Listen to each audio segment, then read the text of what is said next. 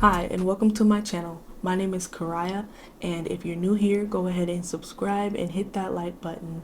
Today I'm going to be talking about the different skin types.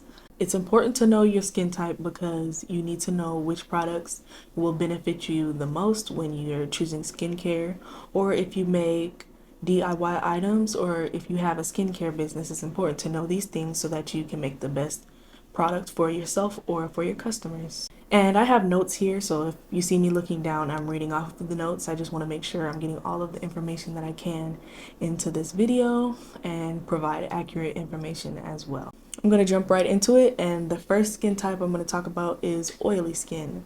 Oily skin has an overproduction of sebum coming from the sebaceous gland. You may be prone to enlarged pores, acne, blemishes, blackheads, and whiteheads. Oily skin produces moisture, but that does not mean that it requires less moisture than someone with dry skin or with combination skin or normal skin. You still need to hydrate and nourish your skin. Some tips for taking care of oily skin are using a soothing toner, avoiding oil-based products for obvious reasons because your skin is already producing a lot of oil, so you want to stay hydrated and stick to hydrating products. Some of the causes of oily skin can be age, genetics, enlarged pores, environmental factors such as humidity, stress, and your diet. One of the pros of oily skin is that people with oily skin may be prone to have less wrinkles in their face. The next skin type I'm going to talk about is dry skin. Now, dry skin produces less sebum than other skin types, and it can appear dull, flaky, and rough and scaly, and it feels tight, like noticeably dehydrated, and you're prone to showing fine lines. Some of the causes of dry skin can include dehydration, genes, harsh or irritating products, weather, medications, UV, your diet, and taking long hot baths or showers. One of the pros of having dry skin is that you have nearly invisible pores.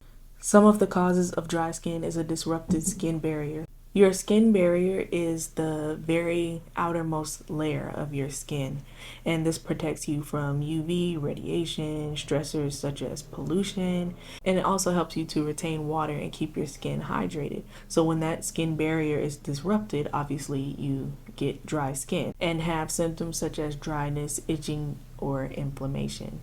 Some tips for taking care of your dry skin can include fragrance-free products, creams instead of lotions, serums that are very hydrating, which would be something such as glycerin, honey, or hyaluronic acid, or a synthetic humectant such as sodium PCA. The next skin type I'm going to talk about is sensitive skin, and sensitive skin is a little more expansive because there are a lot of different factors that can actually contribute to having sensitive skin. And there is a disclaimer that some people who actually think they have sensitive skin have dry skin because some of the symptoms are the same, and those symptoms are burning, itching, or dryness. Some of the symptoms that are specific to sensitive skin are hives and a rash. So, sensitive skin can be caused by different factors as well. It can be caused by having skin prone to reactants and irritants. So, when your skin is triggered by certain ingredients, dyes, fragrances, or environmental factors. So, this is the expansive part that I was talking about.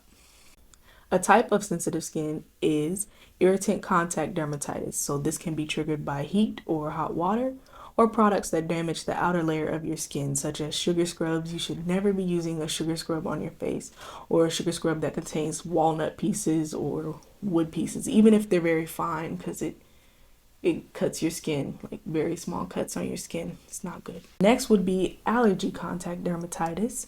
And this one is when you can be allergic to preservatives or fragrances, plants, jewelry made from certain metals such as nickel, and exposure to heat and hot water, rubber, latex, and adhesives. So allergy contact dermatitis is most obviously triggered by allergies, and those allergies are usually specific to each person. One can be eczema, and eczema can be triggered by a certain food, preservatives, fragrances, humidity, climate, and sweat.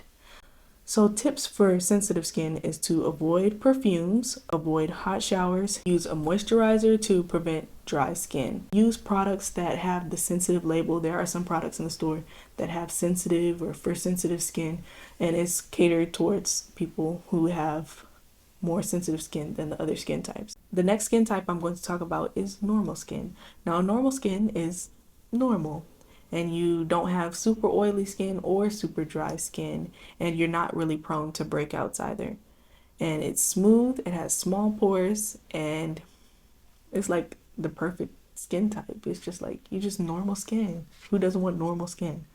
But it can still be prone to acne. Anybody can get acne, so even though there are some pros, there are some cons as well. And with treating normal skin, find the best skincare product for you, because you might want a hydrating serum or a cream or a lotion. You can use either because you don't have a lot of factors that can contribute to like breakouts or reactions, or having to use extra moisture because your skin retains moisture well. The next skin type I'm going to talk about is combination skin. And combination skin is usually a combination of dry skin around your cheeks and then oily skin around your teeth. It's the most common. I'm sure it can be the other way around. I'm not sure. I've not heard of that, but you can do research on it and look it up if that might be you out there. So with this, you just treat it as like you had two faces. So you use products that are helpful to dry skin here and products that are helpful to oily skin in your T-zone area. Or you can find products that cross over or are general products that help that area. But I feel like the smartest way would be to treat those two areas as two different types of faces. You can determine your skin type, or if you want a better explanation or a doctor, you can go to a dermatologist and see what skin type you are, and they might actually help you be able to find products that work great for your skin. So I hope that you learned a lot in this video, and I hope that you can determine your skin type and find the best product for you, or create products for other people, or even do DIY. So yeah, this is all for today, and thanks for watching. Don't forget to like, comment, and subscribe, and stay tuned for my next video.